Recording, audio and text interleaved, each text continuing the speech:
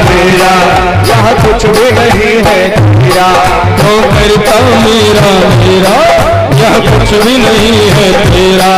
जो करता मेरा मेरा, यहाँ कुछ भी नहीं है तेरा।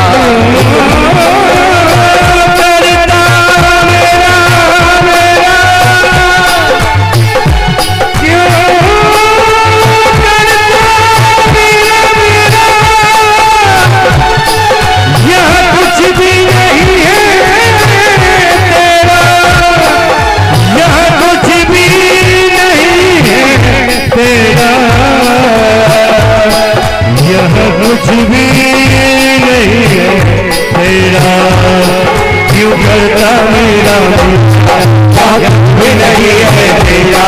क्यों करता मेरा मेरा, कुछ भी नहीं है तेरा। होगा भैया तेरा मन्नत में गिरता, होगा भैया मन्नत में गिरा। होगा भैया तेरा मन्नत में गिरा। होगा भैया तेरा मन्नत में गिरा। कले डाले छुपमाए कले डारे, छुपमाए कले डाले, छुपमाए कले डारे।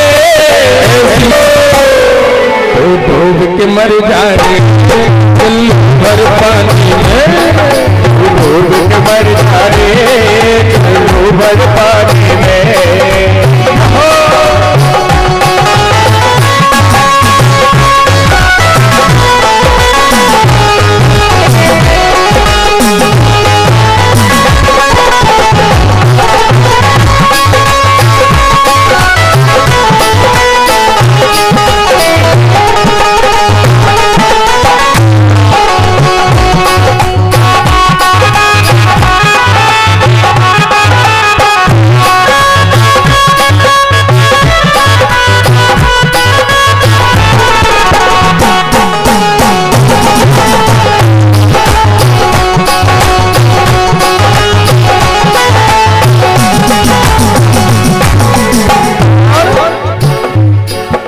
सच्ची भक्ति है, शक्ति है, कर सच्ची भक्ति है, भक्ति में शक्ति है। कर सच्ची भक्ति है, भक्ति में शक्ति है। कर सच्ची भक्ति है, भक्ति में शक्ति है।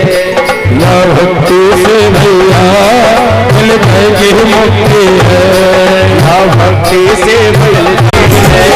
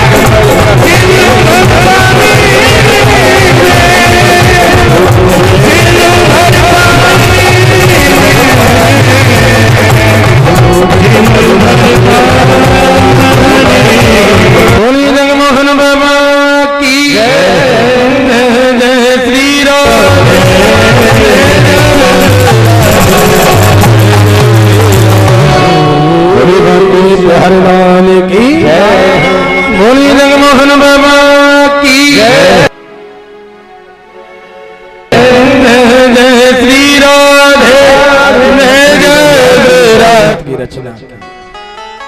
लेकिन पता है भागवत की रचना करने के बाद पहले जूस ही पान कर लो आप, शरबत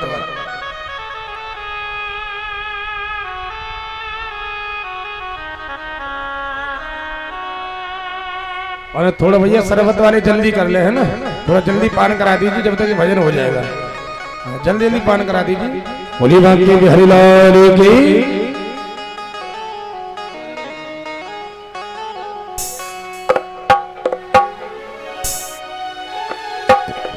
श्री राधे राधे श्री राधे राधे।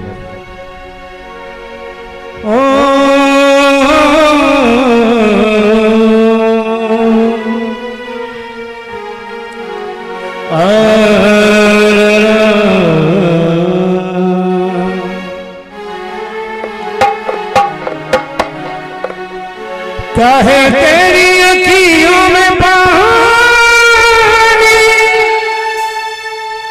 कहे तेरी अखियों में पानी, कृष्ण दीवानी मेरा श्याम दीवानी, कृष्ण दीवानी मेरा श्याम दीवानी, कृष्ण दीवानी मेरा श्याम दीवानी, कृष्ण दीवानी मेरा श्याम दीवानी। कहे तेरी अखियों में पानी, कहे तेरी अखियों में पानी, कृष्ण दीवानी श्याम दीवानी, दीवानी मेरा श्याम दीवानी। मेरा प्रेम दीवानी, मेरा कृष्ण दीवानी, मेरा प्रेम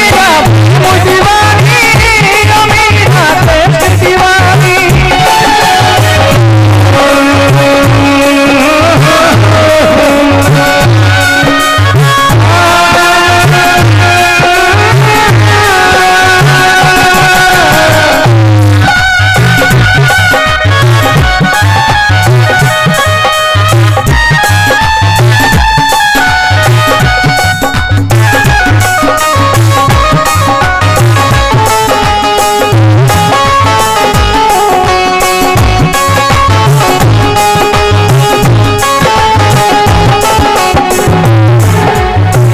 हंस के पी ले किसी का प्याला, हंस के पी ले किसी का प्याला, हंस के पी ले किसी का प्याला, तो है जगह तेरे संग को पाला, ओ सगे तेरे संग को पाला, तो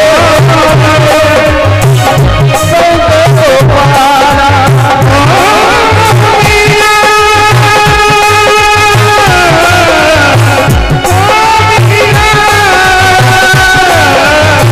हंस के पी ले किसी का प्याला, तो है जगह तेरे संग को पाला, ओ सगे तेरे संग को पाला, ओ सगे तेरे संग को पाला। तेरे संग दिया भाई हानी, तेरे संग दिया हानी, कृष्ण दीवानी मेरा श्याम दीवानी, कृष्ण दीवानी मेरा श्याम दीवानी। मेरा प्रेम दीवानी, मेरा कृष्ण दीवानी, मेरा प्रेम दीवानी, मेरा प्रेम दीवानी।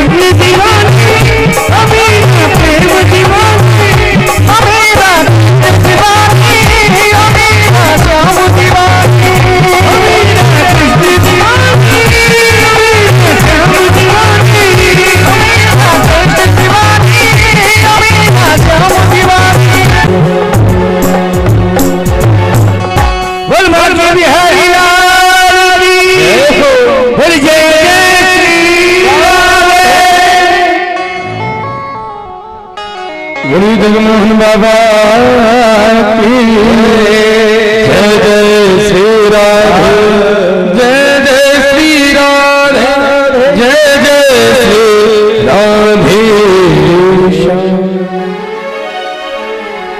तो अब कथा की ओर ध्यान देंगे सभी और सर्वत्र तो चलता रहेगा। ये पीछे वालों को दे दीजिए, आगे तो सबको हो गया। आज महर्षि वेद व्यास जी ने भागवत की रचना की। मन में विचार आया कि भाई मैंने भागवत की रचना तो की है, लेकिन भागवत में किसको प्रदान करें। और आप भी जानते हो वस्तु उसी व्यक्ति को दी जाती है जो व्यक्ति वस्तु के काबिल होता है, और जो व्यक्ति वस्तु के काबिल नहीं होता ना उसे वस्तु नहीं मिल सकती। पिता भी अपने बेटे को उसी को मालकी सौंपेगा जो घर को सही तरीके से चला सके। जो चलाने के काबिल नहीं होगा ना नहीं सौंपेगा। लेकिन पता है महर्षि वेद व्यास जी ने मन में सोचा किसको प्रदान करें। भाई वस्तु उसी व्यक्ति को दी जाती है जो परमात्मा यानी काबिल होता है वस्तु की। वर्णन आता है कि एक गुरुजी थे, ध्यान देना मेरी बात पर, और उनके दो आज्ञाकारी शिष्य थे। और पता है दोनों ही अपने गुरु के आश्रम पर रहते थे, और गुरुजी जो कहते ना उसी कार्य को उसी सेवा को वो दोनों करते थे। भैया वार्तालाप न करो, मेरे से ज्यादा आप लोगों की आवाज आ रही है। लालियो वार्तालाप न करना। एक गुरुजी के दो शिष्य, दोनों ही शिष्य बड़े आज्ञाकारी थे, और कहते हैं दोनों ही शिष्य आश्रम पर खूब सेवा करते थे। लेकिन उनके जो गुरुजी थे ना उनका शरीर कब टूट जाए कोई पता नहीं। लोग काम करो कि आपके दो ही शिष्य हैं, आज्ञाकारी हैं, और आप एक काम करो, किसको आप आश्रम की मालकी सौंपोगे, किसको आश्रम चलाने के लिए दोगे, बताओ तो सही। तो गुरु ने जवाब दिया कि भाई दो शिष्य हैं और दो में से मैं किसी को सौंप दूंगा। कि नहीं फिर भी देख तो लो कौन चलाने के काबिल है और कौन नहीं चला सकता। तो उसी समय उस व्यक्ति के कहने से और गुरु ने दोनों शिष्यों की परीक्षा ली, और दोनों चुनाव को लेकर के अपनी जटाओं में बांध दिया, और कहा मन में विचार किया कि जब 5 वर्ष हो जाएंगे गुरुजी मांगेंगे, जब जाकर के अपनी जटाओं से खोल करके और इन चनाओं को वापस प्रदान कर दूंगा। और एक शिष्य ने पता क्या किया, एक शिष्य ने ला करके वही चना और एक खेत की एक क्यारी में बो दिए, और जब खेत की क्यारी में बो दिए ना तो जानते हो 1 वर्ष में कितना हुआ, न जाने कितनी बोरियां तैयार हो गई। उसके बाद उसने दूसरी साल भी सब चनाओं को लेकर के खेत में बो दिया। ऐसे करते करते 5 वर्ष तक उन वो चनाओं को खेतों के अंदर बोता गया।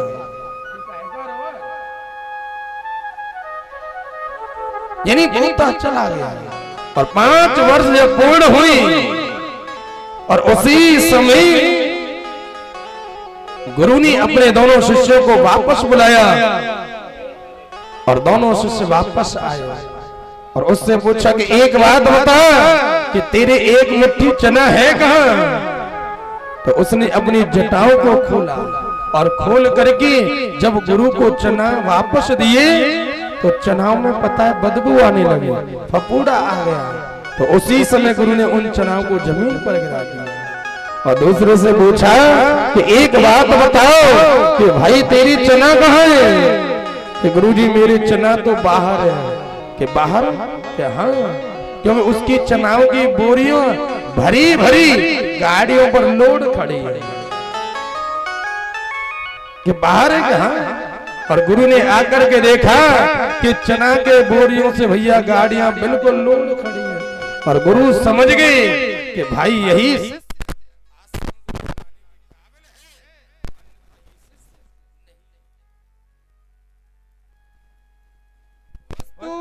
उसी व्यक्ति को दी जाती है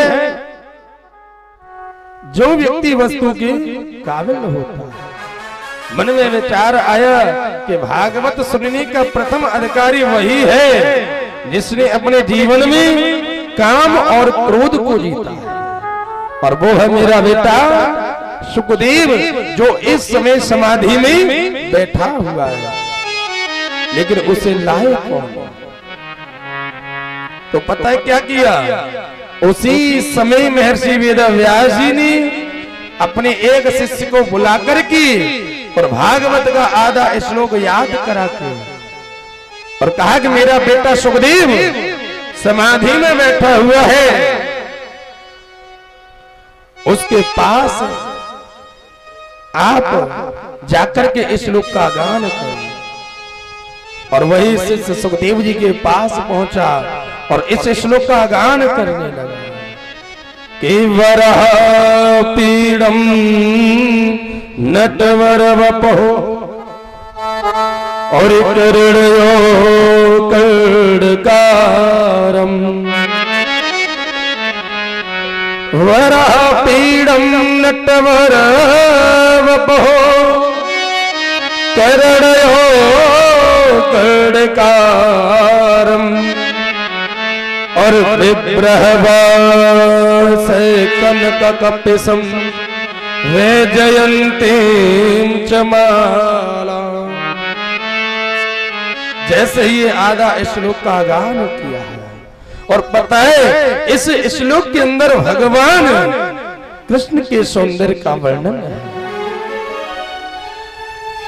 और भगवान के सौंदर्य के वर्णन को सुनकर के सुखदेव जी की समाधि टूट गई और शिष्यों से कहा कि भैया और बोलो ना। शिष्यों ने कहा कि हमें इतना ही आता है, इससे अधिक सुनना है तो आप अपने पिताजी के पास जाओ और उनसे जाकर के श्रवण करो। और पुनः सुखदेव जी समाधि में बैठ गए, और जैसे ही समाधि में बैठे शिष्य लौट करके गए, पूछा महर्षि वेदव्यास जी ने कि मेरे बेटे की समाधि टूटी कि नहीं टूटी, आया कि नहीं आया? कि समाधि तो टूटी लेकिन आया नहीं। और मुझसे कहा कि और सुनाओ, मैंने मना कर दिया। तो आज महर्षि वेदव्यास जी को ज्ञात हो गया कि आज समाधि टूटी है तो कल मेरा पुत्र मेरे पास जरूर आएगा।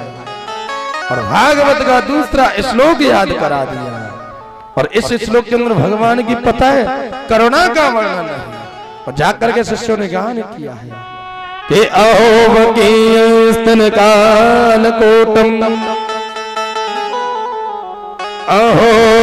अहोवकीय स्तन काल कोटम, और जया पेदा प्रसादवे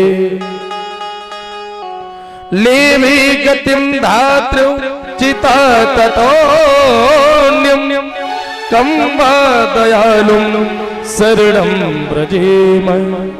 कि अहोवकीय स्तनकाल कोटम, कि देखो तो सही उस पूतना को जो अपने स्तनों से जहर लगा करके भगवान को मारने के लिए आई, लेकिन पता है भगवान ने पूतना को मातृगति प्रदान की जो मां यशोदा को न जाने कब मिलेगी।